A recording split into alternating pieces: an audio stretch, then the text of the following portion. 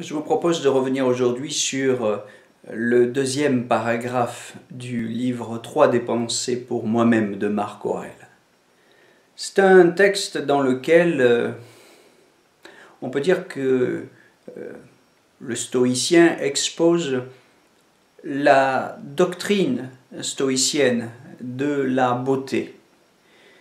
C'est une notion intéressante. Bourdieu considère que nos jugements de goût sont conditionnés par nos appartenances, par nos liens de vassalité construits par l'éducation, par la culture à laquelle nous appartenons, par la classe, la catégorie sociale qui est la nôtre. Ce rapport à l'esthétique très particulier du sociologue, c'est quelque chose que nous pouvons déconstruire par un retour au stoïcisme.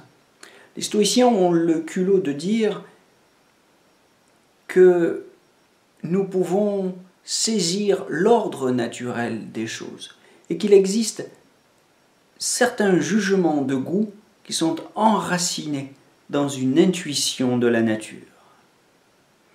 Il y a donc une norme universelle dans l'esthétique stoïcienne. Une norme universelle que notre appréciation des choses peut exprimer.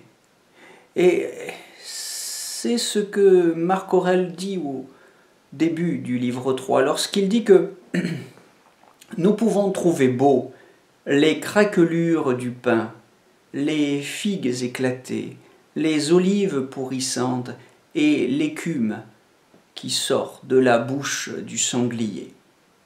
Voilà les exemples qu'il donne, entre guillemets, que je viens de citer, et sur lesquels nous pouvons réfléchir. Pour le stoïcien, la beauté, c'est l'émotion produite par le regard que l'univers porte sur lui-même. L'émotion produite par le regard que la nature porte sur elle-même. L'émotion produite par le regard que notre intuition porte sur la raison des choses quand elle la saisit. Je veux dire que ce pain et ses craquelures, ce n'est pas le pain lisse et qui va flatter le regard du consommateur. La figue éclatée, ce n'est pas celle toute lisse et brillante qu'on trouvera sur l'étal du primeur. Et que dire alors de l'olive pourrissante, n'est-ce pas, ou de la bave écumante de la gueule du sanglier?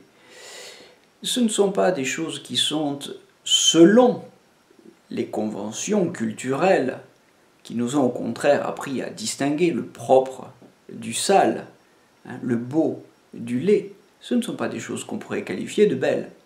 Et néanmoins, d'un autre point de vue, non pas du point de vue du regard que la société qui construit nos jugements à travers l'éducation que nous donnent nos parents, nos professeurs dès l'école primaire, etc. Non pas cela, mais il s'agit donc de faire un pas de côté, de décaler ou, si vous voulez, d'élargir nos jugements, de les libérer de ce qu'ils ont justement de trop étroitement conditionnés, fabriqués, pour arriver à voir la nature à travers ses yeux à elle, et non plus à travers les yeux les lunettes que nous ont fabriquées nos appartenances culturelles, sociales, etc. Du point de vue de la nature, la bave du sanglier ou le pourrissement de l'olive ont leur sens. Il faut ramener tout ce que nous voyons aux raisons profondes pour lesquelles ces choses sont ce qu'elles sont. Le pourrissement de l'olive a sa raison. Cette olive-là, pourrissante, là, à ce moment-là, a sa raison d'être. De même que la bave écumante de la gueule du sanglier. Et pour celui qui sait saisir cette raison des choses, tout est à sa place, y compris ce que, à travers d'autres yeux, à travers nos conditionnements sociaux, nous aurions pu juger laid, sale, dégoûtant. Bien, de tels jugements, du point de vue du regard que la nature porte sur elle-même, de tels jugements n'ont plus de sens. Je veux dire que ce que les beaux définissent comme le stoïcien n'a pas d'opposé.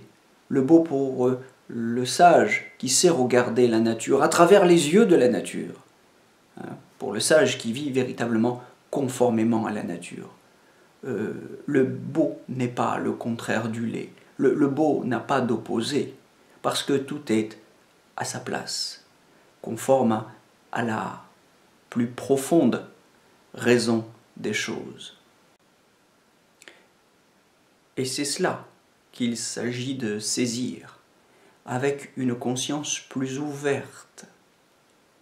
C'est cette expérience-là que permet de faire l'hyperphone, ce qu'on appelle parfois le regard d'en haut, et que, dans un français plus simple, j'appellerais l'expansion de conscience, ou l'ouverture de la conscience.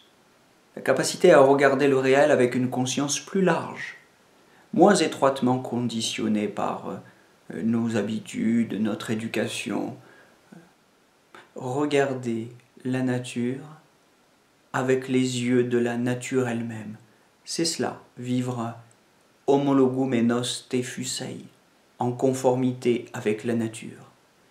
Et dans cette perspective-là, dans cette perspective élargie, plus haute, tout est beau.